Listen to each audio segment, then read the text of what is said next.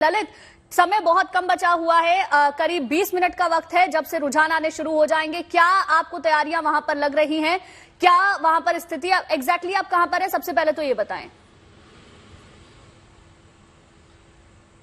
देखिए गुंजन, अगर अभी की बात करूं तो मैं अभी जो भाजपा के प्रत्याशी संजय टंडन के आवास पर खड़ा हूं। अभी जो पूरा परिवार है वो पूजा कर रहा है, थोड़ा सा पर्सनल है इसलिए मीडिया को बाहर रखा गया है। लेकिन गुंजन, अगर मैं एग्जिट पोल के जिस तरह से रिजल्ट्स आए उसके बाद से जो बीजेपी है काफी अपने आप को स्ट्रांग पोजीशन पे देख रही है। लेकिन गुंजन, अगर मैं बात करूं चाहे पंजाब हो, चाहे चंडीगढ़ हो या हरियाणा या हिमाचल की बात करूं, तो कड़ा मुकाबला है वो नजर आता है एग्जिट पोल के जो भी परिणाम देखने को मिले। लेकिन अगर हम ओवरऑल बात करें जिस तरह से, क्योंकि हमने लगातार ग्राउंड जीरो पे जाकर रिपोर्ट किया है, चंडीगढ़ की सबसे पहले मैं बात करूं तो चंडीगढ़ में जो मुकाबला बहुत कड़ा है, क्योंकि 2 बार के जो सांसद है वो मनीष तिवारी है, वो मैदान पे है। जबकि अगर मैं संजय टंडन की बात करूं तो उन्हें पहली बार मैदान पे उतारा गया। 10 साल से किरण खेर यहां पर सांसद थी, तो एंटी इनकम्बेंसी एक बड़ा फैक्टर था। उसके साथ साथ मनीष तिवारी ने जिस तरह से एक्सपीरियंस होकर तमाम कॉलोनीज और गांव में जाकर दौरा किया, उसके बाद से ये मुकाबला काफी कड़ा हो गया।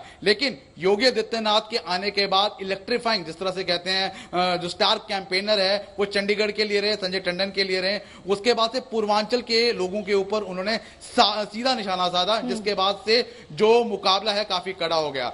वहीं अगर गुंजन मैं बात करूं हरियाणा की, तो हरियाणा में जो स्थिति है, चाहे एग्जिट पोल को देख लें आप, 3 से 4 सीटें हैं वो हमारा एग्जिट पोल भी दे रहा है। लेकिन अगर हम ग्राउंड रियलिटी की बात करें तो काफी तीखा मुकाबला है, काफी कड़ा मुकाबला हरियाणा में, क्योंकि चुनाव से ठीक पहले जो हरियाणा के मुख्यमंत्री मनोहर लाल खट्टर है उन्हें हटा दिया गया था, उसकी जगह नए मुख्यमंत्री नायब सैनी को मैदान पे उतारा गया था।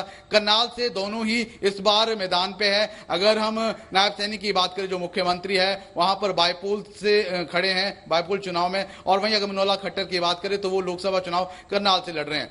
3 से 4 सीटें ऐसी है जहां पर कांग्रेस का एज है, जिसमें एक रोहतक की सीट है जहां पर दीपेंद्र हुड्डा मैदान पे है। वहीं पर अगर हम बात करें सिरसा सीट की, तो सिरसा सीट में भी कांग्रेस का एज नजर आ रहा है, क्योंकि वहां से पूर्व प्रदेशाध्यक्ष और पुरानी सांसद कुमारी शैलजा वो मैदान पे। सोनीपत में भी कांग्रेस का एज है। और जिस तरह से जो लोग बता रहे हैं, जिस तरह से हमने भी लगातार ग्राउंड पे काम किया है, तो जो हिसार की सीटें जहां से जेपी खड़े हैं वहां पर भी कड़ा मुकाबला देखने को मिल रहा है। गुंजन, बात कर लेते हैं हिमाचल प्रदेश। अगर हम अलग अलग कॉन्स्टिट्यूएंसी की बात कर रहे हैं, हिमाचल प्रदेश में भी मंडी में खासकर हम सबसे ज्यादा अगर हम देखें तो ये तस्वीरें भी एक बार देख लीजिए। स्ट्रांग रूम की ये तस्वीरें हैं, अलग अलग स्टेट से निकल कर आ रही हैं। अभी कुछ देर पहले मध्य प्रदेश में भी स्ट्रांग रूम के ताले अब खोल दिए गए हैं। और बस अब ये समझ लीजिए आप कि कुछ ही वक्त बचा है और उसके बाद दूध का दूध और पानी का पानी हो जाएगा कि एग्जिट पोल जो है वो कितने एग्जैक्ट साबित होते हैं इस बार कम से कम।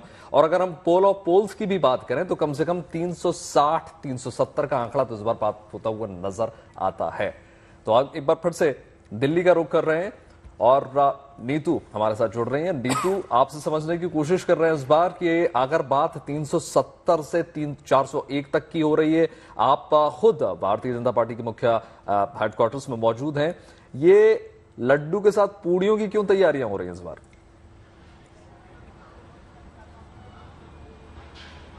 देखिए वैभव, आप तो अभी भी किसी भी भारतीय जनता पार्टी के कार्यकर्ता से बात करेंगे या किसी नेता से, तो वो अभी भी आपको अब की बार 400 पार ही कहते नजर आएंगे, बोलते नजर आएंगे। लेकिन तमाम जो एग्जिट पोल हैं वो लगातार 350 तक की बात कर रहे हैं।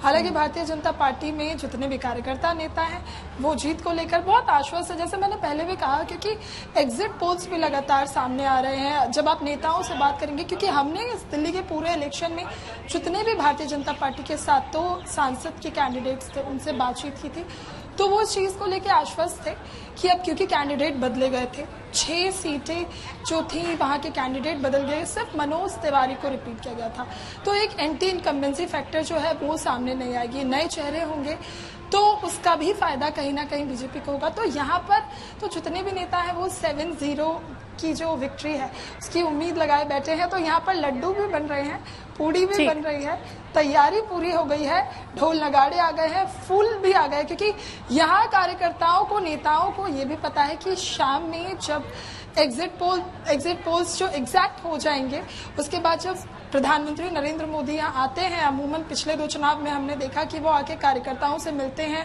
उनका भाषण होता है, उनसे बातचीत करते हैं, तो उसकी भी यहाँ पर पूरी तैयारी हो गई है। उस हिस्से में अभी जहाँ मैं खड़ी हूँ ये एंट्री पॉइंट है, ठीक इसके दूसरी तरफ यानी कि नीतू ये कहना गलत नहीं होगा कि भारतीय जनता पार्टी पूरी तरीके से आश्वस्त है कि जीत इस बार उनकी होने वाली है।